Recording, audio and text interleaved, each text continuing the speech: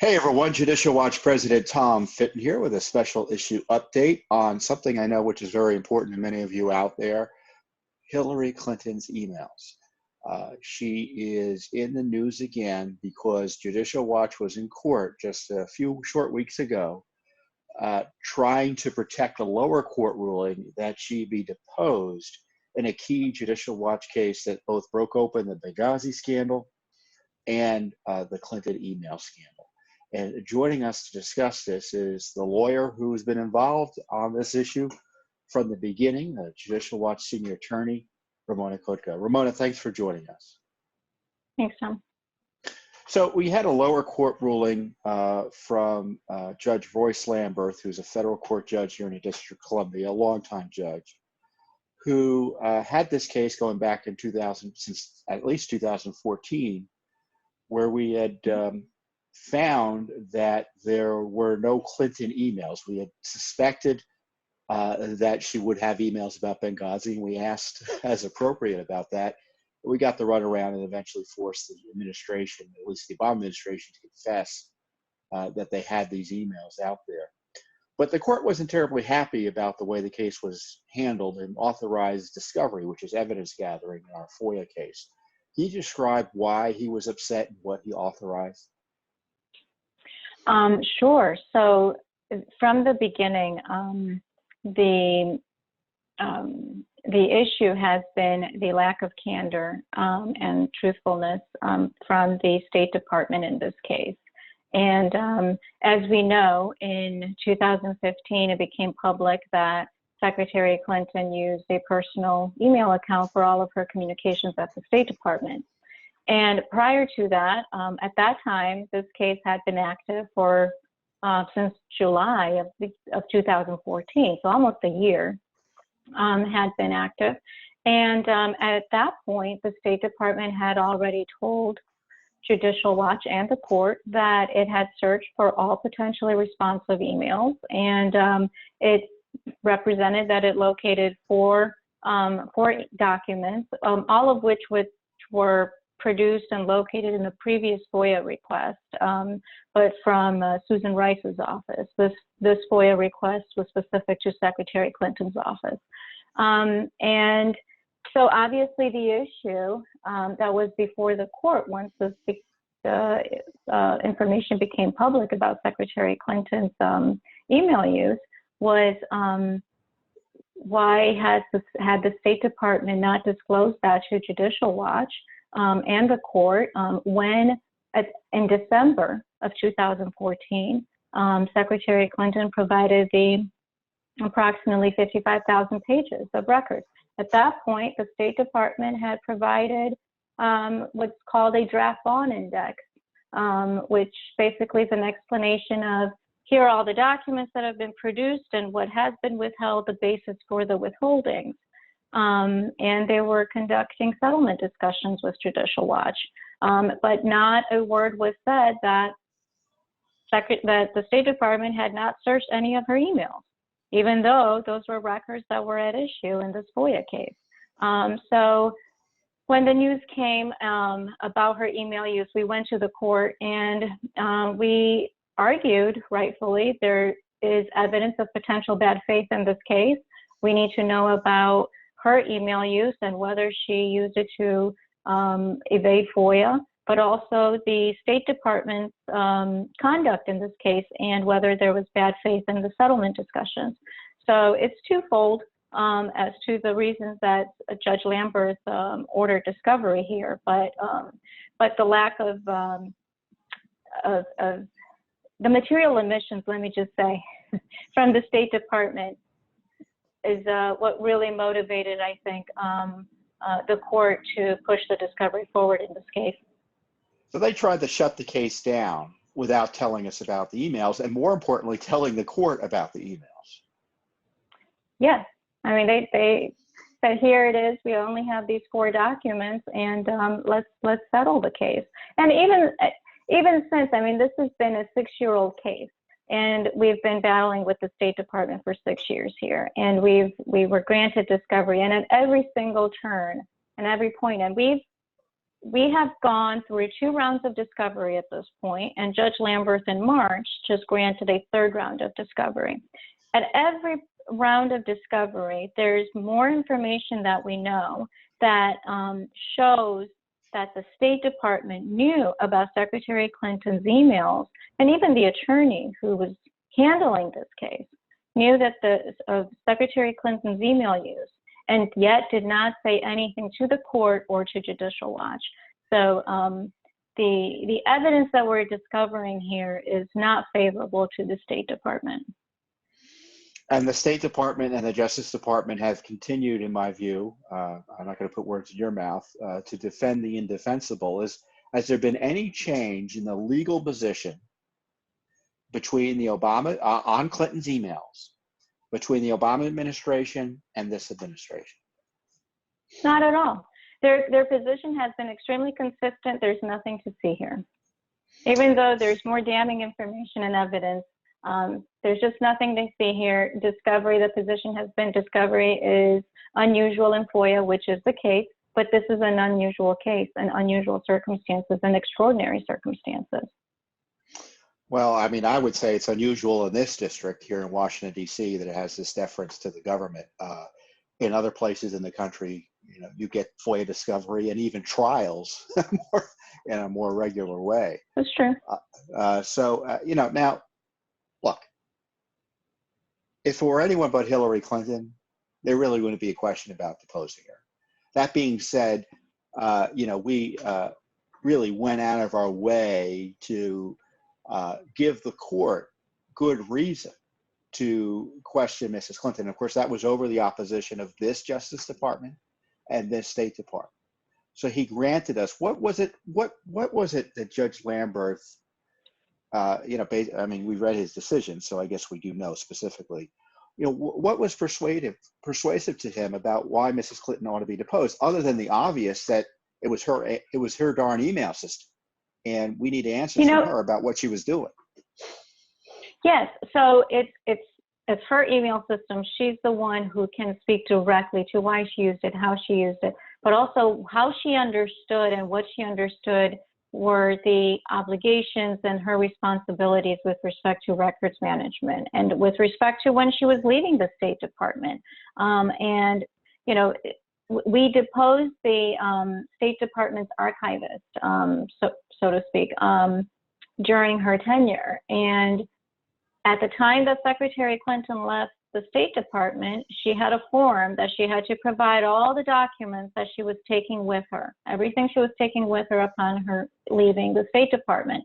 And during the testimony from the State Department's archivist, she said the most glaring thing to her once all of this came to light was the fact that there's a section for electronic records, electronic documents that you're taking with her, and what was missing were the 55,000 and more. I mean, the 55,000 is just the ones that we know that she provided copies to the State Department, but there were a lot more that she took with her. So and I think the other, yeah. Sorry, go ahead. And the other issue that, again, new evidence that's come to light in the last round of discovery that we had are discussions among State Department officials about being cautious and careful with handling her email and not distributing her email address among other State Department employees. And was she aware of this? Is this based because of her instructions, et cetera? These are all questions that are very pertinent to the issue, and this is part of the reason that Judge Lamberth granted her deposition. Yeah, he wants to know whether she was doing this to avoid FOIA, whether the court was being gamed here, because her attorneys were in contact with the State Department attorneys after she left. So what was going on there? And thirdly, where are the emails? You know, this is a records case. Where are the documents? And we know they were hiding. And I think this is important to note. We got a key Benghazi email that had been hidden from the American people just really, I guess, at the end of last year now. They finally fessed up to it. The court was pretty upset about that, wasn't he? And they're still finding Clinton emails over at the FBI. Right. We had to ask that in discovery. This was a 5th document that the State Department located back in 2014 in September when it conducted its initial search. And in that fifth document, there was an email exchange with Secretary Clinton herself, and her email address was included in that document. We only found out about it and discovered it through the discovery here, and we asked Judge Lamberth for the State Department to provide us with a copy, because their excuse was initially when the FOIA or whoever it was who did the initial search, they didn't realize that it was related to the Benghazi talking points, which is at issue here. So we asked Judge Lamberth for them to provide us a copy, because obviously we questioned the veracity and truthfulness of that claim. The entire email, from beginning to the bottom, discusses the talking points, the Benghazi talking points. There's nothing in there that would make you question as to what talking points that email discusses. I mean, it's pretty glaring on its face that it's related to this case. And to be clear, talking points, we're talking about the document, the material, the kind of the PR material used by Susan Rice to falsely describe on every Sunday morning talk show just before the election that the Benghazi attack was the result of a spontaneous protest in response to an internet video, as opposed to the truth, which was it was a pre-planned terrorist attack tied to Al-Qaeda. Right, right. Well, we're talking about the talking points and Susan Rice. I think it's important to note that we did, under court authority, submit written questions that she had to respond to under oath.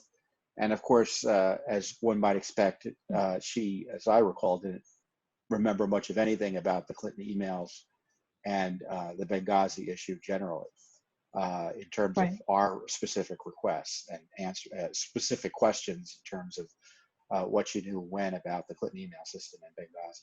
So Judge Lamberth, in March of this year, issued a ruling which surprised everyone, because everyone thinks the Clinton email scandal is over when in fact it's continuing, that Mrs. Clinton has to testify in person under oath. Now, we had already questioned her under oath in writing, and the court found that wasn't sufficient. And also Cheryl Mills, her top aide, and then her lawyer who helped manage the Clinton email response after she left the State Department, was also, we were also granted permission to depose her. What was the reaction of Mrs. Clinton legally to the judge's order? Well, Secretary Clinton and Cheryl Mills took the extraordinary position of appealing and fast-tracking this to the Court of Appeals in the DC Circuit, what's called a petition for mandamus, which basically is it's like an emergency type of relief. Something is egregious in the district court below, and it requires the immediate attention and intervention of the Circuit Court of Appeals. And that's only done, I mean, there has to be like clear and indisputable right to relief. And usually, you know, that is not done in discovery. The district court has the power to manage and the jurisdiction and the discretion to manage the discovery in its own cases. So it was quite extraordinary that they took this avenue, but that's why we were in before the Circuit Court in DC just a few weeks ago. So this is now the writ of mandamus was kind of like what General Flynn had pursued against Judge Sullivan. That's an example where a judge does something so out of bounds that the appellate court intervenes. And so what Hillary Clinton is saying, that what the idea that she be deposed is so out of bounds that she should get immediate relief from having to answer any questions about her emails and Benghazi attack records, you know, because, you know, she's too, I mean, I'm quoting quite accurately, she's, quote, too important to testify.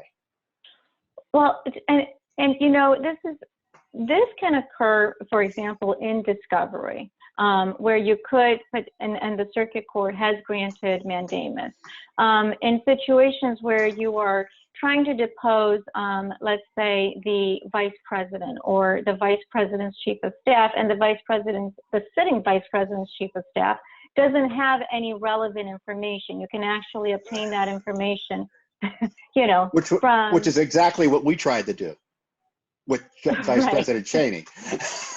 Exactly. Yes, it's Judicial Watch's case. But so in that case, well, actually, the Circuit Court agreed, but the Supreme Court reversed in that case. But we lost that one. We lost that one. Or where, you know, mandamus may be appropriate where the questioning and the subject matter has to do with the actual duties and the responsibilities of the agency head or the individual. So it's more about intergovernmental deliberations, et cetera, of, you know, what they're supposed to be doing, not about a personal decision by a former government official to use private email for her government business. They're two very different things. And so really, it's unprecedented. Yes. Yeah, so she's not a sitting cabinet member. We Correct. weren't seeking to question her about her advice to the president or her job duties as, you know, what she was doing as Secretary of State, as to who she talked to in terms of foreign leaders and things like that, or personnel decisions or things like that. We were asking, she's been out of office for how long now? 6, 7 years? 7 years. Over 7 years. So it's pretty extraordinary. She was seeking this relief. Now, I don't know what the appellate court's going to do. I don't think we're telling our listeners or viewers any secret when we tell them that Hillary Clinton gets different and special treatment from the courts. The fact that we had to go as far as we have, even with this case, to me, is indication of that. I won't force you to criticize the court treatment here, but what I think is interesting, though, is that we pointed out that the Justice Department and the State Department opposed our efforts to question Hillary Clinton, but when Hillary Clinton took this radical step seeking a writ of mandamus, that was a bridge too far for even the deep state Justice Department, wasn't it?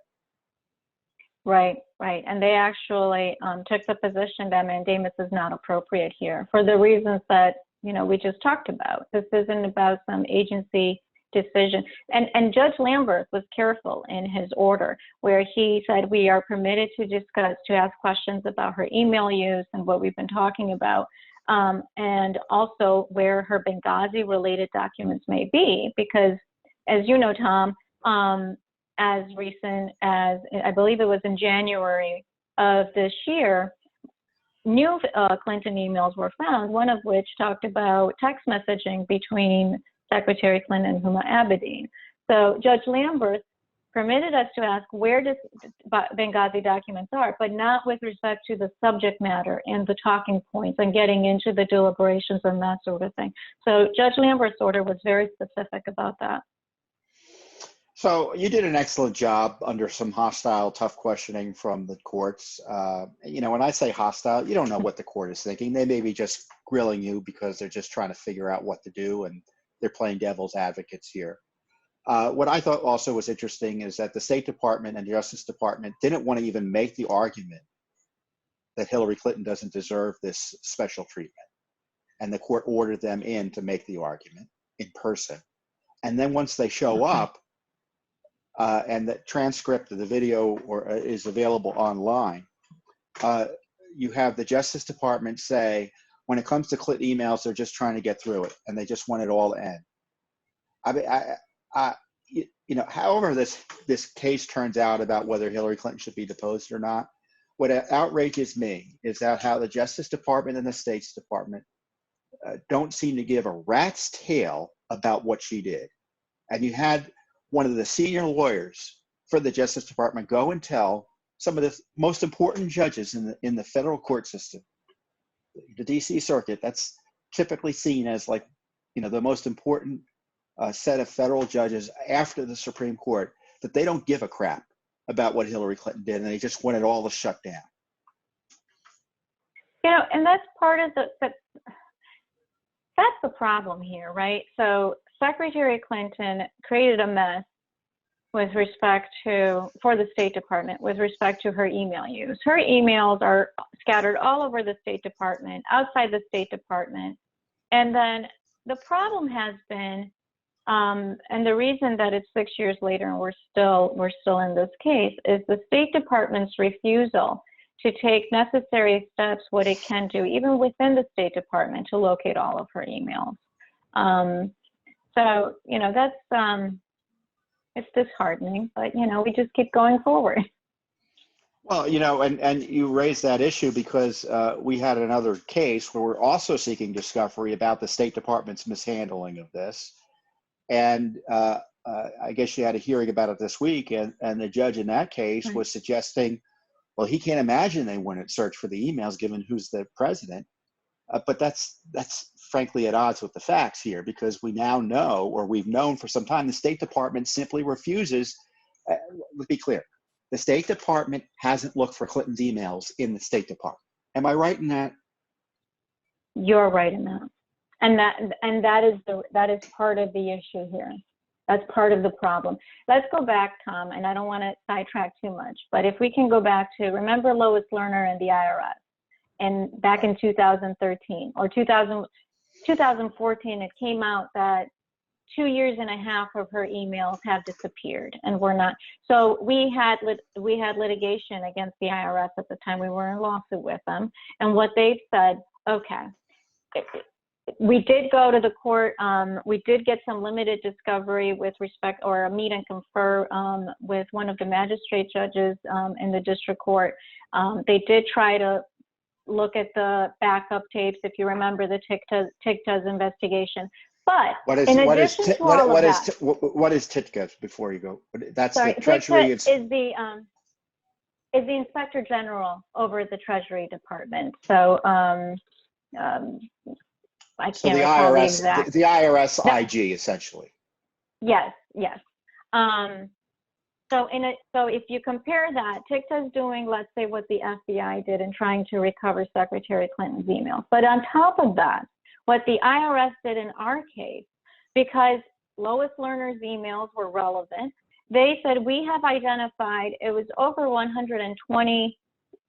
120 custodians or so, whom Lois Lerner communicated with during that time frame.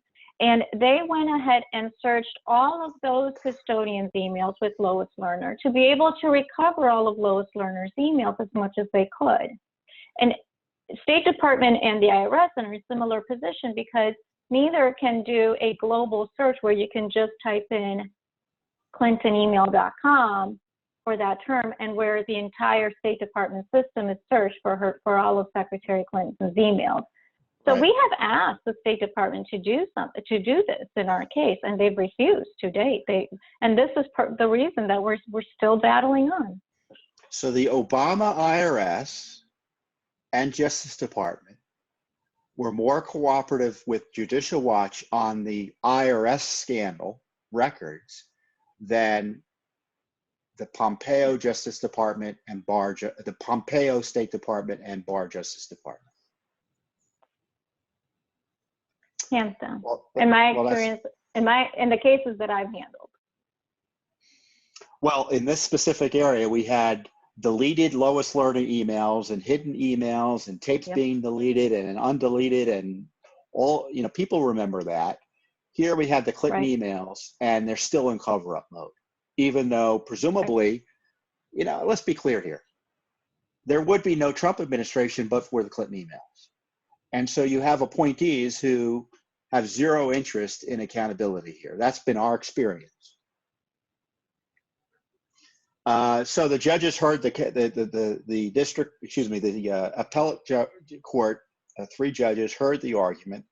Now there's been all this confusion, to put it charitably, on the internet that we won and Hillary Clinton's going to get deposed in September. That's not true. We have no ruling yet. That's correct. We have no ruling. We're still waiting for a ruling from the court. So Mrs. Clinton's testimony is on hold. Cheryl Mills' testimony is on hold until we hear from the appellate court. So do you have any guess? I know kind of the answer here as to when we'll hear. I mean, I expect that we will hear soon, only because this is 6-year-old case. I'm sure the circuit court does not want to prolong this case even more. We are in the middle of discovery. And usually, remember, mandamus is an emergency type of petition. So usually, you know, time is of the essence. So I expect that the circuit court will rule fairly soon. I had hoped that it would have by now, but my guess would be, if I had to guess, and now watch me be wrong. So I think it's important to note whether or not Mrs. Clinton be deposed, that we still don't have all of Mrs. Clinton's emails, and we are suspicious that there are other emails out there they haven't looked for. So whether or not Mrs. Clinton gets deposed is a separate issue as to whether or not we have all the emails we're entitled to under the law, because we've got many cases about her emails. One of the other things that the judge was interested in was whether or not, because there was testimony and evidence from Senator Grassley that Mrs. Clinton's email vendor may have sent all of her emails to a Google email account. And he authorized us to issue a subpoena to Google. What did we get in response to that subpoena that I think our viewers might be interested in? Yeah, so Google did respond, and they did not provide copies of the emails, but they provided the metadata, which is the header information, the to and from, the date of emails that are located from Mr. Cambetta's account that includes Secretary Clinton's email address. So we're either to or from Secretary Clinton. And who's Cambetta?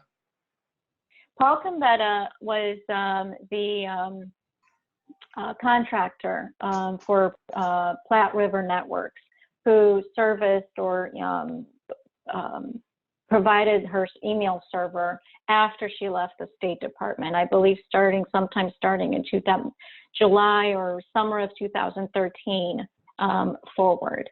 And Mr. Cambetta, he did provide some testimony, because he was also the individual who deleted, based on his test or his interview with the FBI, he deleted Secretary Clinton's emails, permanently deleted them from the server in 2015, several days after he had a conference call with Cheryl Mills and David Kendall. And this was pending our lawsuit, and also pending congressional subpoenas for Secretary Clinton's emails.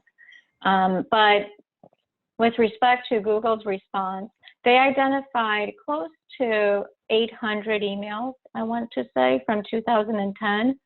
And what we did is compared all of those emails to see, we looked at who the emails are to and from, who all the recipients are, and all the senders, the date, and we compared those to see which ones may be potentially work-related, State Department related. So for example, if it's addressed to a state.gov email account, the chances are it's reasonable to infer that it's potentially work-related. And so we compared all of those with all of the emails that the State Department has identified as Secretary Clinton's emails as being either among the ones that she provided to state in 2014 or among the emails that the FBI recovered and provided to State Department. And we located about 280, I want to say, emails that appear to be work-related based on the header information that Google provided, and which have not been previously identified as Secretary Clinton's emails. So we have evidence. I do think. Go ahead. I was just going to say I do think that there are, based on the information, that just do appear to be other Secretary Clinton's emails that are work-related that have not been previously identified. Do we have any information that the FBI did the due diligence that we had done with the court's authority? I don't know, but certainly it does not appear that the FBI obtained copies of these emails and to review them and to determine and to provide to the State Department to determine whether they're federal records or not.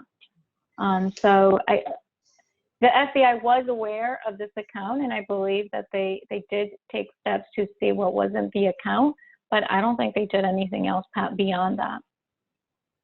You mentioned earlier how Mrs. Clinton's lawyers may have been involved in a discussion to destroy all of her emails. Mr. Kendall obviously is Mrs. Clinton's longtime lawyer. He argued on her behalf earlier. I guess it was last month now. He also argued on behalf of Ms. Mills. Sorry to interrupt, Tom, but it was interesting that he argued on behalf of both Secretary Clinton and Ms. Mills.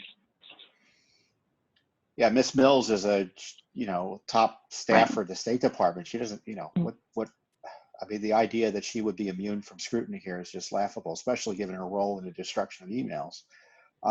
That all being said, we're in another court fight with Mrs. Clinton and her lawyers over a memo that purportedly describes the destruction process. I'm calling it that. They call it the after action report. We're calling it the after action report in the filings. But this is a description of the process they use to figure out which emails to keep and delete, purportedly. And they don't want to turn over that to us at all. Right. And that is pending. We have briefed that, and that is pending before Judge Lamberth. And we are awaiting ruling on that as well. Even though, I mean, in my position is that Judge Lamberth has already ordered for that information to be revealed, because back in August of last year, we asked in the second round of discovery, we asked for the court to permit us to request this information. And the court included that. It's in discovery order in August of 2019. But Secretary Clinton and her attorneys have taken the position that it is entirely work product. And even though we've explained, we're not asking for the opinions or legal opinions and analysis of the attorneys, but rather, what are the facts? What did they do? What did they look at? How did they make determination? How did they decide what is work related, what is not, what is kept and what wasn't, and what was provided to the State Department? So in this case, Paul Gambetta, who we've talked about earlier, his lawyer told us if we questioned him, he'd assert the Fifth Amendment. And the judge says, well, we're not going to go through that. You can't question him because we're not going to waste time arguing over something that I'll likely uphold. But to me, it's a reminder that the statute of limitations hasn't run out on the Clinton email scandal. And in my view, this is one of the reasons we are getting those stalling tactics from Mrs. Clinton and the complicit co-conspirators in the State Department and the Justice Department. It can't be said enough that people are saying they're afraid they'll be prosecuted if they testify to Judicial Watch still about Clinton's emails. So, that's not something we necessarily highlight in court filings because it's not necessarily relevant. But in terms of the public's understanding of this scandal, we should, it's not over in the sense that there's still criminal liability potentially here. And I think it's behind a lot of the fights. You can respond as you see fit there. But to me, it's, watching this as a client for Judicial Watch, I just see a lot of people still worried about what's out there. Well, Ramona, we'll probably have you back to talk about this, maybe after she's deposed, if we are able to get a positive ruling from the court. If we get a negative ruling from the court, we'll talk about those next steps as well. But no matter what the court rules, this case, I don't think is over. I guess the court could rule the case is over, but who knows? So we'll keep our listeners apprised and our viewers apprised. I think the big takeaways here are no, Mrs. Clinton is not going to be deposed in September, barring a ruling from the court.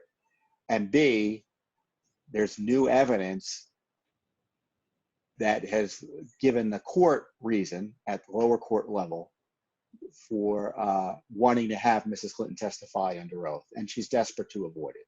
And the excellent lawyer you're seeing here is fighting for truth and justice and accountability in court over, frankly, significant hurdles put there for her and Judicial Watch by not only Mrs. Clinton's attorneys, but outrageously the Justice Department and the State Department still.